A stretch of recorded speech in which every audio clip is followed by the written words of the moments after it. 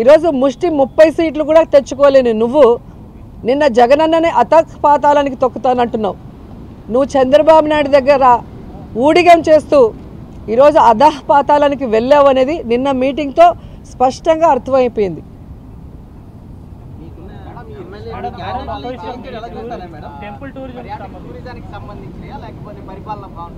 ఏదండి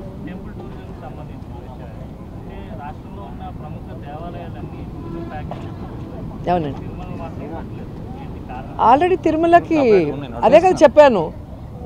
ఈరోజు ఆంధ్రప్రదేశ్లో టూరిజంలో 3rd ప్లేస్ వచ్చాము అంటే తిరుమల తిరుపతి దేవస్థానానికి పర్యాటకులు అధికంగా రావటం, అన్ని ఫెసిలిటీస్ తిరుమలకు ఉండటం వల్ల.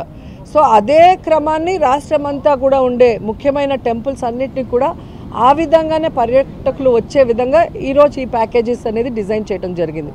అంతకుముందు ఆ సీజన్లో అంటే కార్తీక మాసం వచ్చినప్పుడు పంచారామాలు కానీ అలా ఏ మాసంలో ఆ మాసం సంబంధించిన టెంపుల్స్ని చేస్తూ వచ్చాం.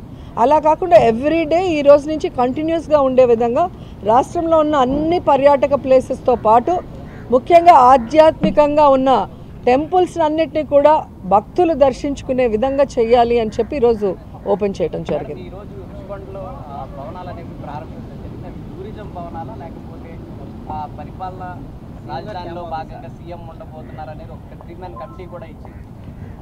ఈరోజు ఋషికొండలో ఆల్రెడీ హరిత రిసార్ట్స్ అని చాలా పాతవి ఉండేవి, వాటి ప్లేస్లో అత్యంత ఆధునీకరించి ఈరోజు వరల్డ్ క్లాస్ లెవెల్ అని చెప్పచ్చు. ఈరోజు 7 బిల్డింగ్స్ని నిర్మించడం జరిగింది.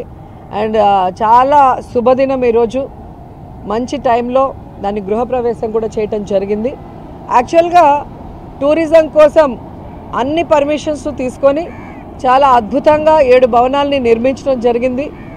కానీ ఈ మధ్య 3 మెన్ కమిటీ ముఖ్యమంత్రి గారు వస్తే మరి పార్టీ కార్యాలయంగా ఎక్కడ ఉంటే బాగుంటుంది అంటే ప్రభుత్వంలో భాగమే ముఖ్యమంత్రి అంటే, పర్సనల్గా కాదు కదా. సో ముఖ్యమంత్రి గారు ఎక్కడుంటే బాగుంటుంది, ఎక్కడి నుంచి పరిపాలిస్తే బాగుంటుంది అన్న క్రమంలో 3 మెన్ కమిటీ వైజాగ్లో ఉన్న అన్ని ప్రదేశాలని కూడా సందర్శించారు. దాంట్లో ఇక్కడ ఉంటే బాగుంటుంది అని రిషికొండని ఫైనలైజ్ చేయడం జరిగింది. సో ఇప్పుడు జగన్మోహన్ రెడ్డి గారు డెసిషన్ తీసుకోవాలి, అక్కడి నుంచి పరిపాలించాలా లేదా వేరే ప్లేస్ నుంచి అని. జగన్మోహన్ రెడ్డి గారు అది డిసైడ్ చేస్తే ఇక్కడి నుంచి చేస్తే బాగుంటుంది అని రిషికొండ నుంచి మరి క్యాంప్ ఆఫీస్గా పరిపాలన స్టార్ట్ అవుతుంది, లేదంటే టూరిజం స్పాట్గానే అది కంటిన్యూ అవుతుంది, టూరిజం రిసార్ట్గానే కంటిన్యూ అవుతుంది.